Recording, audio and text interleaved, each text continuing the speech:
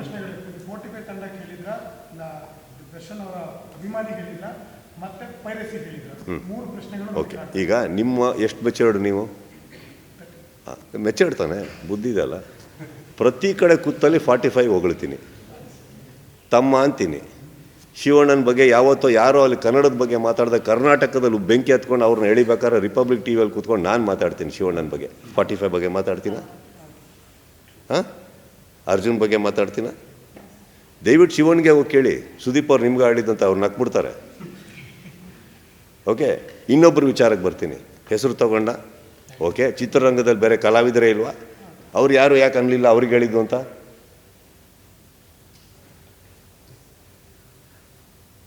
Matured sir ಹೇಳಿ.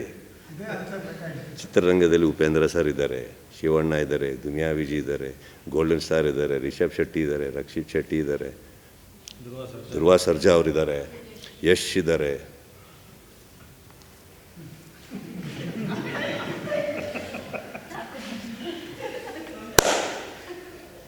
ಒಂದು ಗಂಟೆ ಮಾತ್ರ ಟಂಗ್ ಅಂತದೆ.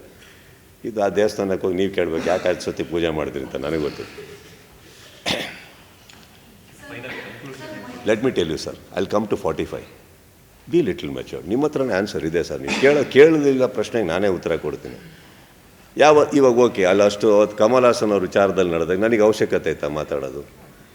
ನಾನು ಮಾತಾಡಿದೆ, ಅರೆ ಶಿವಣ್ಣ ನಮ್ಮ ಆಸ್ತಿ ಅಂದೆ ನಾನು. What you mean by that? ಅದು ನೀವು ಆ್ಯಕ್ಚುಲಿ ಪ್ರಶ್ನೆ ಕೇಳೋ ಎಲಿಜಿಬಿಲಿಟಿನೇ ಇಲ್ಲ ಸರ್ ಯಾರಿಗೂ. ಅವ್ರನ್ನ ಎತ್ತಿಡ್ತೀವಿ ನಾವು, ಯಾವಾಗಲೂ ಅಷ್ಟು ಪ್ರೀತಿಸ್ತೀವಿ ನಾವು ಅವ್ರನ್ನ. ಆ್ಯಂಡ್ ಇದಕ್ಕೋಸ್ಕರ ಉತ್ತರ ಕೊಡೋದು ನನಗೆ ನನ್ನ ಬಗ್ಗೆ ಚೀಪ್ ಅನ್ಸ್ಬಿಡುತ್ತೆ. ನಾನು ಅದನ್ನೆಲ್ಲ ಮಾತಾಡೋಕ್ಕೆ ಹೋಗಲ್ಲ. I know what is Arjun journey, I know what is Shivaraj to me, I know what is Upendra ಅವ್ರು ಟು ಮೀ. ವೈಯಕ್ತಿಕವಾಗಿ ಸಿನಿಮಾ ಅಂತ ಬಂದಾಗ ಬಿಸ್ನೆಸ್ ಮಾಡಬೇಕು, ನಮ್ಮದು ಉಳಿಬೇಕು ಅನ್ನೋ ಪೈಪೋಟಿ, ಇದೆಲ್ಲ ದೊಡ್ಡದವ್ರು ಹೆಲ್ತಿ. ಹಾಗಂತ ನಾನು ಯಾವತ್ತೂ ಬಿಟ್ಕೊಟ್ಟೇ ಇಲ್ಲಲ್ಲ ಅವ್ರನ್ನ. ಪೈರಸಿ ಬಗ್ಗೆ ಅದು ಮಾತಾಡೋ ಅಧಿಕಾರ ನನಗಿಲ್ವಾ? ನನ್ನ ಸಿನಿಮಾ ನಾನು ಕಾಪಾಡ್ಕೊಂಬಾರ್ದಾ? ನನ್ನ ವೇದಿಕೆ ಮೇಲೆ ನಿಂತು ನಾನು ಒಂದು ವಾರ್ನ್ ಮಾಡೋದು ತಪ್ಪ?